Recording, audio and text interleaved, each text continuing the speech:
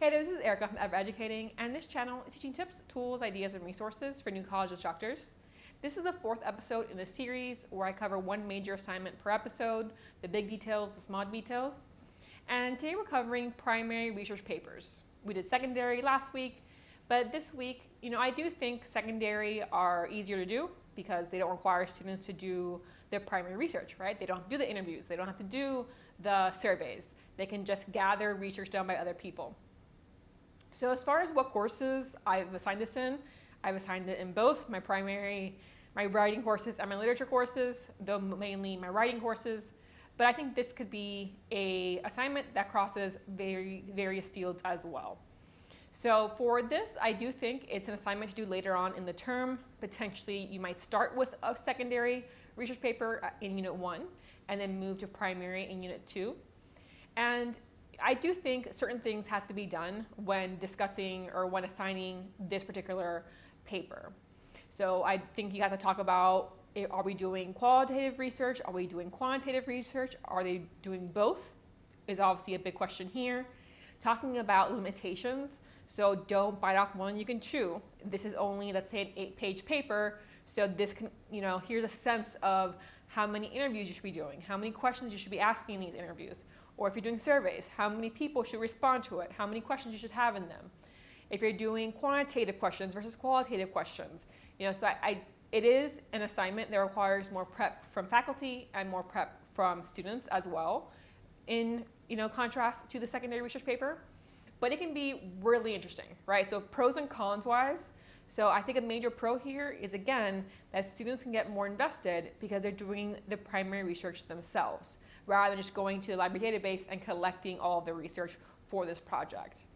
I also think it gives them a good sense of, how research can be biased because of who's doing the collection, because of the reason that they're writing their papers, because of who is responding to their questions.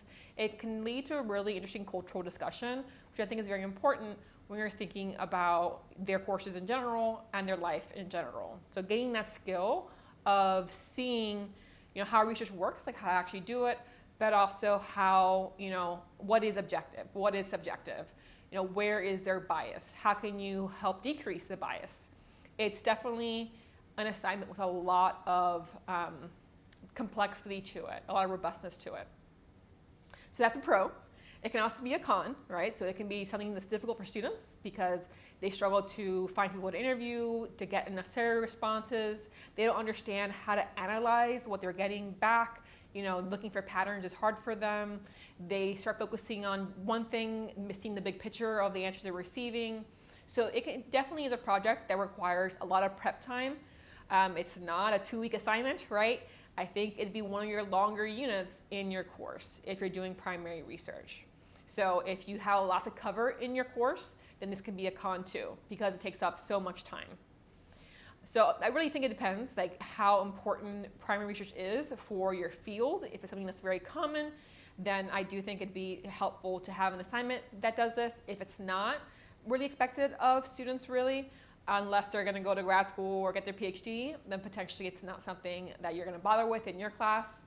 But I do think it's something to consider, at least.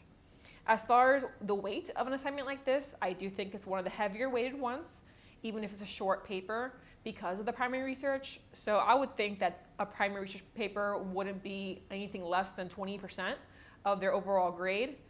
Again, it depends, but I think that's a good minimum because you're asking them to go out and interview people or collect surveys. Maybe it's all digital, but it's still a lot more research than just, oh, I found this article and I'm going to cite it once in my paper and I'm done. No, like there's much more involved. So I do think it should be weighed more heavily than a secondary research paper. As far as follow-up to this, I do think this requires a lot of prep, right? So a lot of follow-through throughout the unit to make sure things are progressing well for them.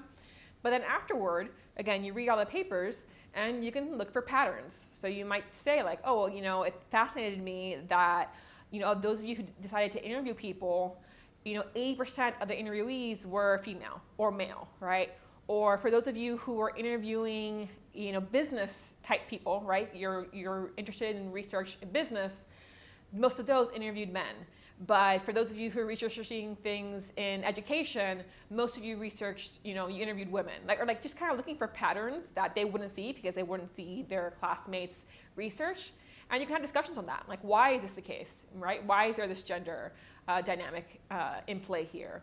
Or you might have most of you use Google Forms, but you use it in different ways. Hey, this is something that's really cool that I noticed one of you doing that would have been helpful, or can really help others create even more robust data. Let me show you how that's done, right?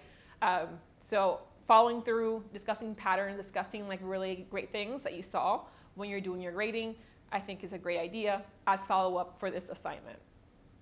You could also potentially have, if your course is really research intensive and primary is very important to the objectives of your course, then maybe this can be a two-part assignment where you have one assignment that's qualitative and then one assignment that's quantitative. So that can be a potential way as well of having two primary research assignments in one class so that they have experience with both sides of the equation. So this is, again, I think one that can be harder to do because it's so time consuming. So maybe not what you do all the time. Again, I do have that video about secondary research papers that I'll link below. If you found it helpful, click like and let me know. If you have any comments, of course, you can let me know that as well.